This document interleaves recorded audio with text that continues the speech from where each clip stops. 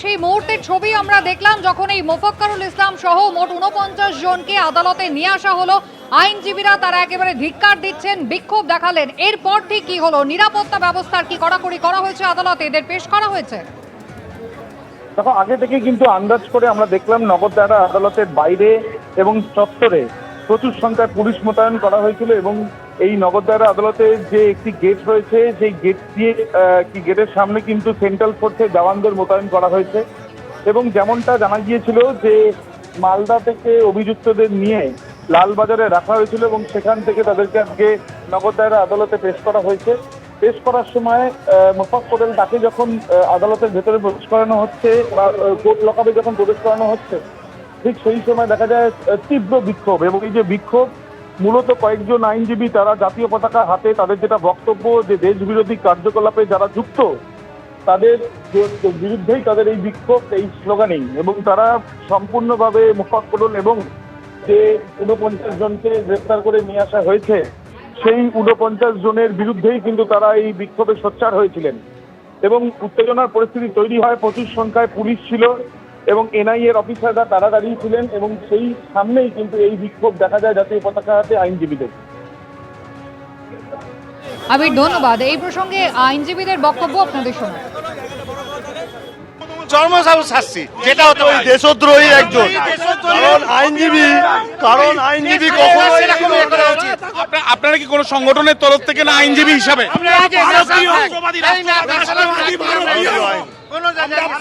আমরা একটা কথাই পরিষ্কার ভাবে বলতে চাই, কোনো আইনজীবী এইভাবে কখনো কোনোদিনও প্রতিরোধ গড়ে তোলে না, কারণ তারা বুদ্ধিজীবী হয়, কিন্তু এ বুদ্ধিজীবীদের নামে আইনজীবীদের নামে কলঙ্ক।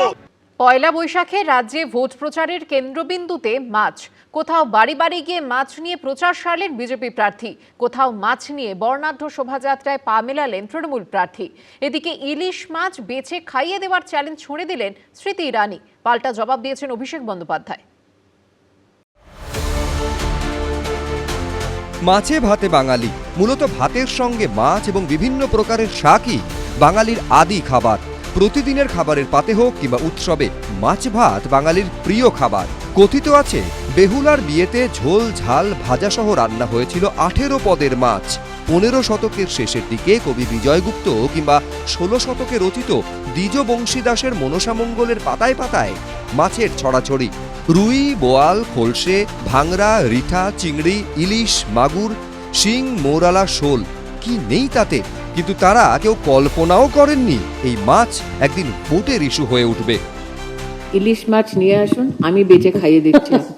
বাংলাকে পাল্টাতে গিয়ে পাল্টে গেছে বিজেপির নেতারা, এটাই বাংলার ক্ষমতা। মাছ নিয়ে এখন রাজ্য রাজনীতিতে মাতামাতির শেষ নেই। একদিকে বিজেপি মাছ নিয়ে নিজেদের ইতিবাচক ভাবমূর্তি তৈরিতে উঠে পড়ে নেমেছে, আর অন্যদিকে তৃণমূলও লাগাতার নিশানা করে চলেছে তাদের।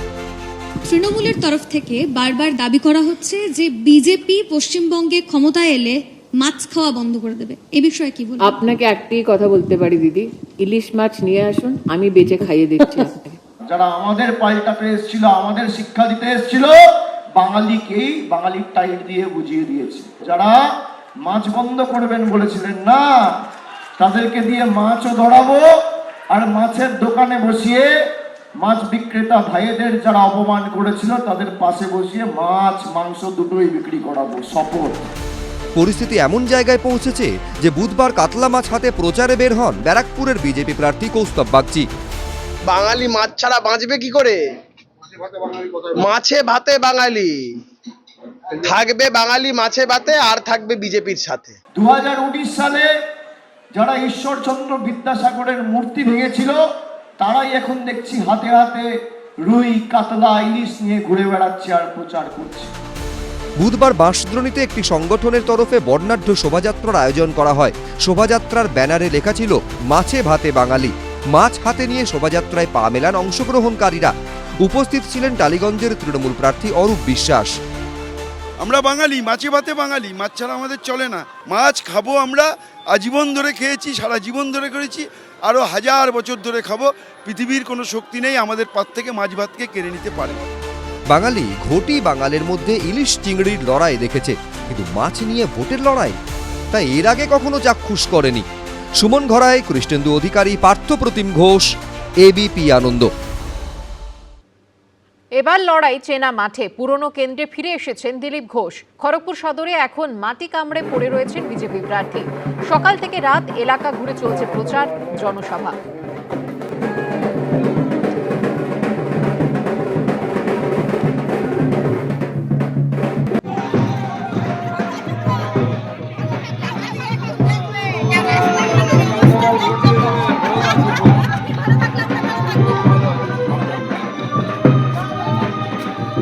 দু 2015 সালে রাজ্য সভাপতি হওয়ার পর 2016 সালে তিনি এই কেন্দ্র থেকে প্রতিদ্বন্দ্বিতা করেছিলেন দিলীপ ঘোষ, এবং প্রথমবার জিতেই হইচই ফেলে দিয়েছিলেন জায়ান্ট কিলার হিসাবে। এবং এটাই সম্ভবত আপনার নির্বাচনী কার্যালয়ে বানিয়ে রেখেছেন, তাই তো? না, নির্বাচন কার্যালয় এটা সরকারি অফিস থাকার জন্যই নির্বাচন কার্যালয় আমাদের ওখানে আছে মালঞ্চতে। এটা আপনি বসবাস করছেন এখানে? এখানে তো আমি আছি 7-8 বছর ধরে। আচ্ছা, আপনি 2016 সালে জেতার পর থেকে তো এখানেই থাকেন নাকি? মাঝে মধ্যে হ্যাঁ, আগে আমি যে ভাড়া ঘর ছিলাম, তারপরে এটাই আমার আসলে এখানে লোকের সঙ্গে দেখা করি, এখানেই থাকি। নতুন একটা জিনিস সংযোজন হয়েছে, দেখলাম যে প্রচুর গরু শুয়ে আছে এখানে। আমরা না থাকলে ওরাই থাকে এখানে। সোনার দাম বেড়ে যাওয়াতেই সিদ্ধান্ত নাকি? সুন্দর ঘাস খায় দায়, আরাম করে, গরু মোষ এলাকার সব দুধ ওরা খায়, আমরা ওদের ঘাস খাওয়াই।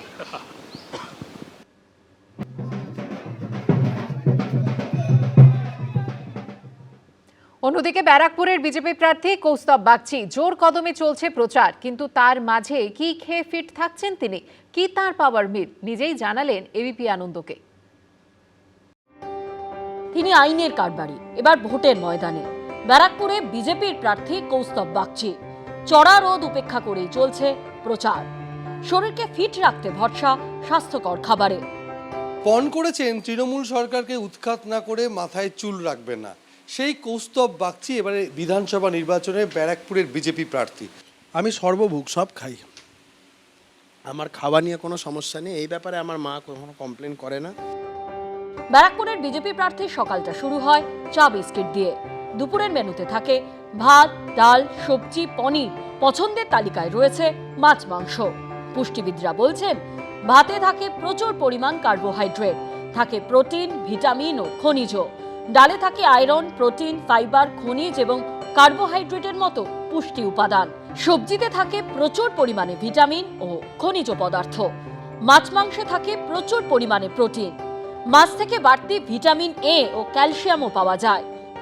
আমি মাছ মাংস প্রচণ্ড পছন্দ করি, মাংস তো প্রচণ্ড পছন্দ করি, তার থেকে বেশি মাছ আমার খুব প্রিয়, বিভিন্ন রকমের মাছ। হাতে আর দিন কয়েক, এই সব পুষ্টিগুণেই দিনভর ফিট ব্যারাকপুরের বিজেপি প্রার্থী। সমীরণ পাল, এবিপি আনন্দ, উত্তর 24 পরগনা। এবিপি আনন্দ, এগিয়ে থাকে, এগিয়ে রাখে।